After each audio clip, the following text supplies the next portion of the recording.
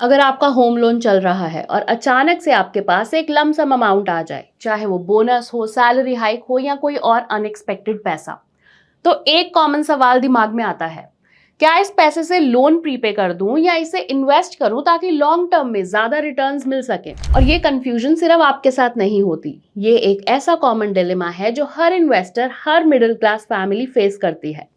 लेकिन इस सवाल का जवाब सिर्फ मैथ्स या कैलकुलेशन से नहीं मिलता।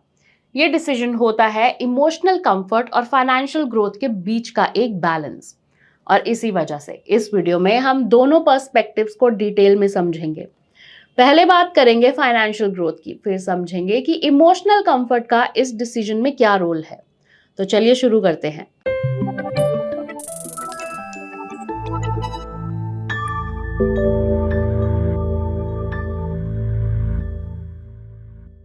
Hello and welcome to ET Money Hindi channel. आज के इस वीडियो में हम इस कंफ्यूजन को डिटेल में डिकोड करने वाले हैं, ताकि जब भी आपके पास कोई एक्स्ट्रा पैसा आए, आपको क्लैरिटी हो कि आपको उस पैसे का क्या करना चाहिए, लोन प्रीपे करें या इन्वेस्ट करें। हम सिर्फ नंबर्स ही नहीं, आपके इमोशनल कंफर्ट और फाइनेंशियल लॉजिक दोनों एस्पेक्ट्स को समझेंगे, ताकि आप एक इन्फॉर्म्ड और पर्सनलाइज्ड डिसीजन ले सकें।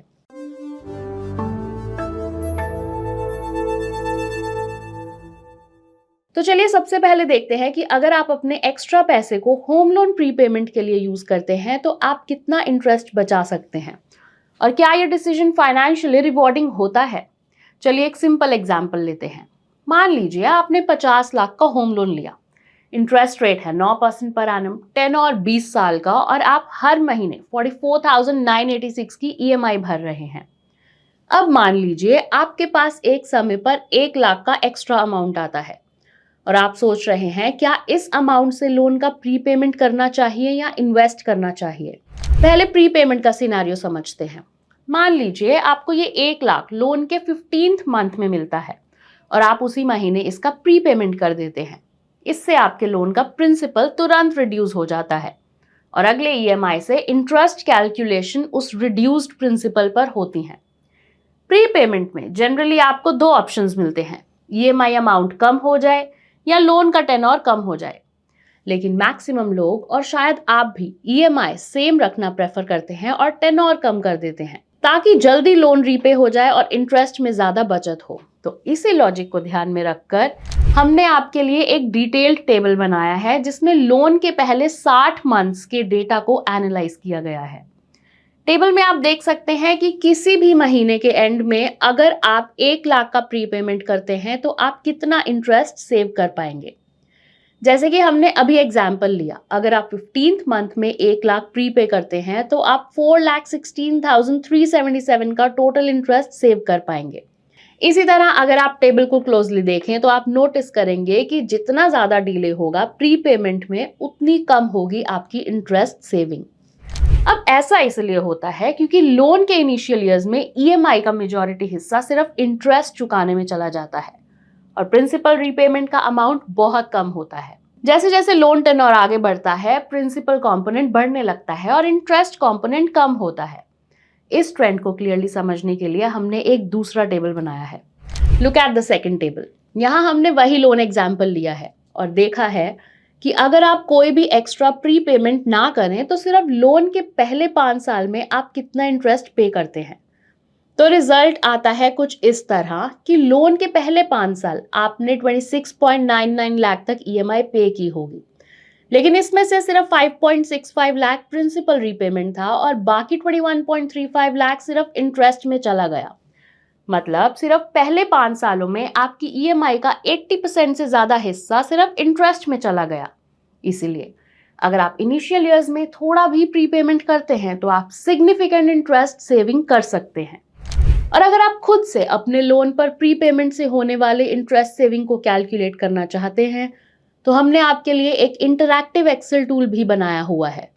आप वीडियो के डिस्क्रिप्शन में जाकर उस एक्सेल शीट को डाउनलोड कर सकते हैं और अपने लोन अमाउंट, टेनोर और प्रीपेमेंट टाइमिंग के हिसाब से पर्सनलाइज्ड सेविंग्स देख सकते हैं। तो अब तक हमने ये समझा कि लोन प्रीपेमेंट करने से आप कितना एक्चुअल में सेव कर पाते हैं और किस ईयर में प्रीपे करेंगे तो ज्यादा फायदा होगा।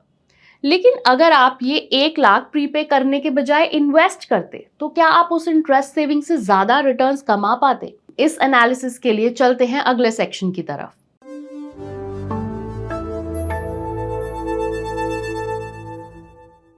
इस सवाल का जवाब ढूंढने के लिए हमने 2 सिनेरियोज एनालाइज किए।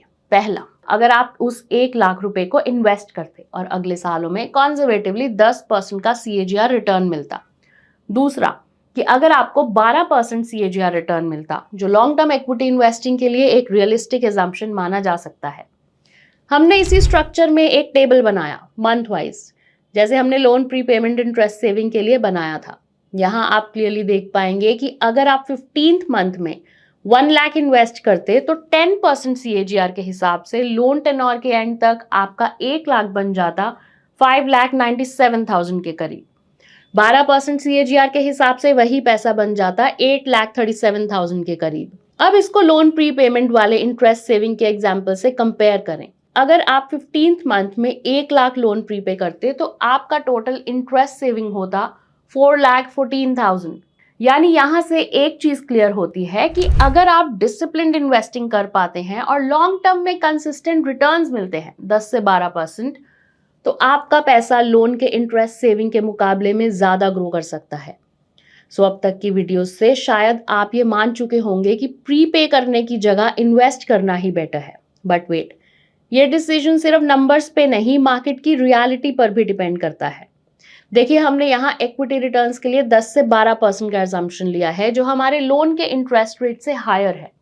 लेकिन इक्विटी कभी भी लीनियर या कंसिस्टेंट ग्रोथ नहीं देता। फॉर एग्जाम्पल, अगर आपने 2008 में 1 लाख इन्वेस्ट किया होता तो 2008 से 2013 के बीच आपको सिर्फ 5.9% कैगर का रिटर्न मिलता। वहीं अगर आपने 2010 से 2015 के बीच इन्वेस्ट किया होता तो एवरेज रिटर्न होता लगभग 6.6%। यानी अगर आप गलत टाइमिंग पर इन्वेस्ट करते हो तो आपका पैसा लोन के इंटरेस्ट सेविंग के कंपैरिजन में कम ग्रो करता है और आपको एक्सपेक्टेड बेनिफिट नहीं मिलता। वहीं लोन प्रीपेमेंट में एक चीज क्लियर होती है, ये आपको गारंटीड इंटरेस्ट सेविंग देता है, इसमें मार्केट का कोई रिस्क नहीं होता। इसीलिए ये पर्सपेक्टिव समझना जरूरी है कि इन्वेस्टमेंट तभी बेटर होती है जब आपका होराइजन लॉन्ग टर्म हो, आइडियली पूरा लोन टेन्योर या उससे भी ज्यादा, और आप इन्वेस्टमेंट इनिशियल ईयर्स में करते हैं। तभी आप इक्विटी के रियल पोटेंशियल को अनलॉक कर पाएंगे और लॉन्ग टर्म वेल्थ क्रिएट कर सकते हैं। अब चलिए वीडियो में अगले पर्सपेक्टिव की बात करते हैं, and that is emotional comfort.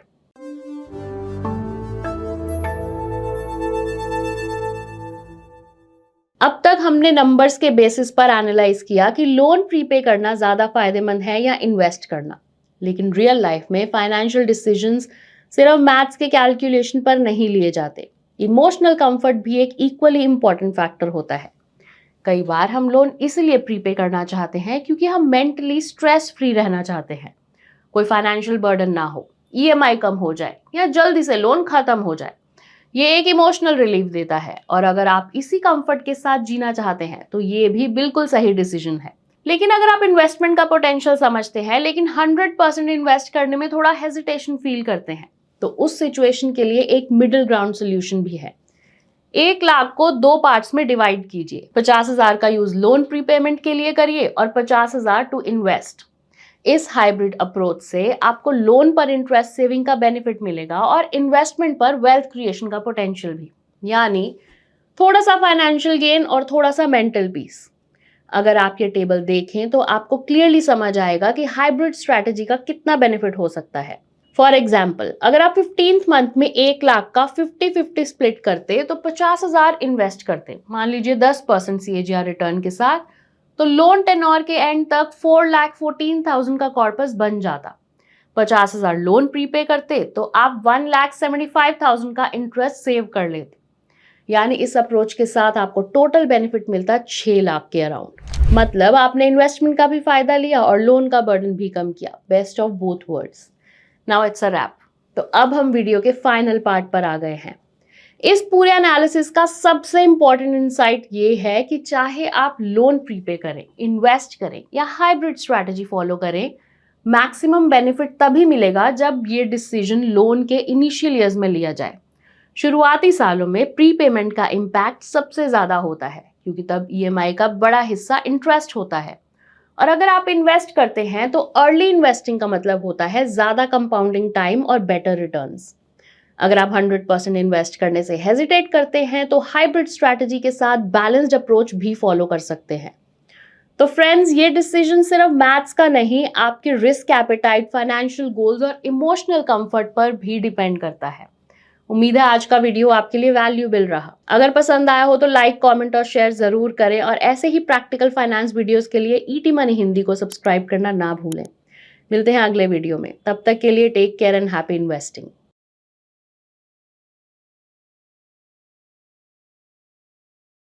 Mutual fund investments are subject to market risks. Read all scheme-related documents carefully.